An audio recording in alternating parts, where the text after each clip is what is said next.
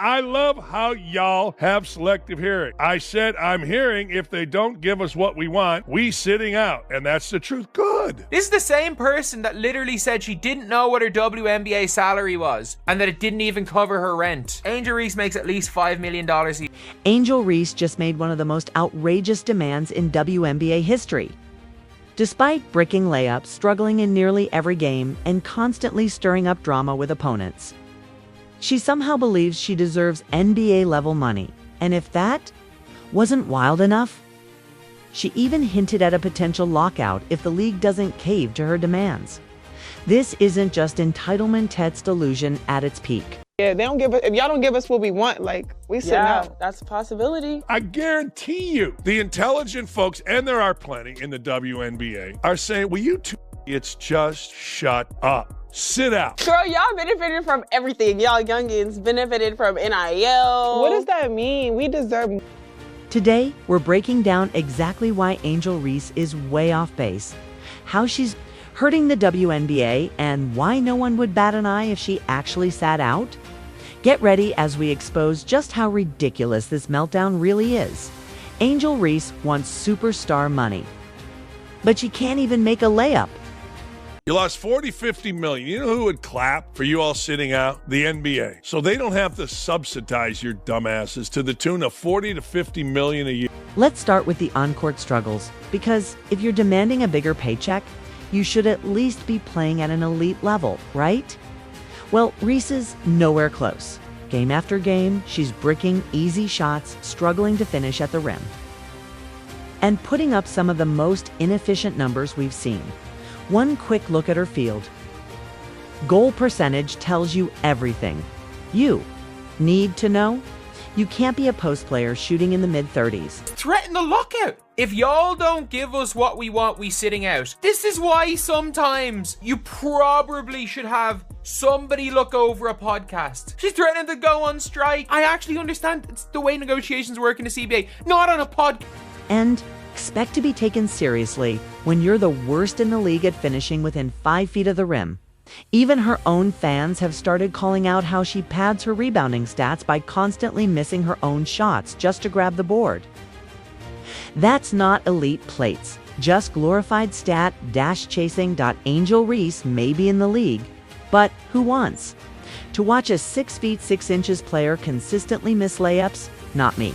Angel Reese may be playing in the league, but who wants to see a goofy 6'6" woman miss layups? Not I. Instead of dominating games and letting her performance speak for itself, she's out here demanding NBA-level money while bricking shots, turning the ball over, and stirring up drama. She's built a reputation on trash talk, unnecessary scuffles. Angel Reese wants credit. The reason why WNBA is up is because of Angel Reese. She's not getting enough credit. She did this too. She taunted Caitlin Clark. She made this. And over-the-top antics, but here's the problem. None of it translates to actual success on the court. Reese wants credit for the WNBA's rise, claiming she's the reason the league is getting more attention. She insists she's not getting enough recognition. But let's be real, her biggest claim to fame is taunting Caitlin Clark, fueling drama, and then playing the victim when things don't go her way. Her attention, her notoriety is based off Caitlin Clark. Because she wins the national title, first thing she does, she mocks Caitlin Clark. And then she doesn't even celebrate with her teammates. So she's made it personal with Caitlin Clark. Then she's played off of that. That's why she's one of the most controversial figures in the WNBA today. Yet despite all of this, Reese somehow believes she's a major reason for the WNBA's growth and deserves a bigger paycheck because of it. But let's be real, her notoriety is tied directly to Caitlin Clark. From the moment she won the national title, instead of celebrating with her teammates, she made it personal by mocking Clark. And ever since, she's been riding that wave of controversy to stay relevant. Let's get one thing straight. Angel Reese is not carrying the WNBA, not even close. The league's surge in popularity has nothing to do with her and everything to do with Caitlin Clark and the numbers. Prove it. Reese is shooting something like 35% from the field. Who in the world wants to watch a post player brick layups, grab her own misses, and call it elite basketball? When Clark plays, arenas sell out, TV ratings skyrocket, and ticket prices triple. When Clark isn't involved, attendance drops and interest fades. Reese, on the other hand, hasn't moved the needle one bit. She has the audacity to act like she's on Clark's level in terms of growing the league. That's not confidence. It's pure delusion. If I were an NBA owner, I didn't get rich by throwing millions at something with no return on investment. So if Reese wants to sit out over this, go ahead.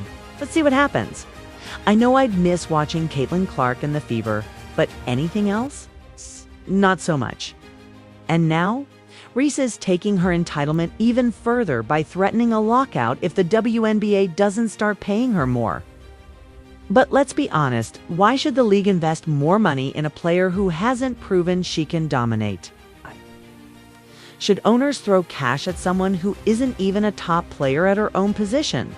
Reese acts like an MVP candidate when, in reality, she's nowhere near that level. She's convinced that just because social media hypes her up, she's automatically worth more. But hype doesn't equal value, not in basketball, and definitely not in business. If Angel Reese came into the league without Caitlin Clark, nobody would be talking about her, let alone her so-called sidekick, Stajona Carrington. If Reese really wants to get paid more, maybe she should focus on earning it, improve her game, win matchups, play smart basketball, make herself indispensable on the court. Because whining about salaries and stirring up unnecessary drama won't get her anywhere. Angel Reese claims she's a driving force behind the WNBA's growth. But let's be real, the league will continue thriving with or without her. The real star power lies with Caitlin Clark and a handful of elite talents. While Reese is just another player who talks a big game but fails to back it up on the court, if we're being completely honest, 90% of this renewed interest in the WNBA is because of one singular player, Caitlin Clark. Meanwhile, Reese and Stajona Carrington act like the league is raking in billions, demanding NBA-level salaries without even understanding how their own league operates. The reality: the WNBA is still surviving off the NBA's financial backing. Let's break it down. Unlike the NBA, which generates billions annually through TV deals, sponsorships, merchandise, and ticket sales, the WNBA is still operating at a loss. In fact, the league depends on the NBA's $50 million annual subsidy just to stay afloat. If I were funding the league, I'd recognize that Caitlin Clark is the golden goose. But instead of appreciating her impact, some players are actively hurting the brand by attacking Clark, criticizing her, and acting like they're on her level. They're not. Now, if you want to grow the game, actually grow the game. But let's not pretend Reese is the face of this movement. Sure, she has a personality, but let's call it what it is: ignorance. She recently went on a podcast complaining that future WNBA rookies will earn more than her due to the next collective bargaining agreement, acting as if this was some massive injustice.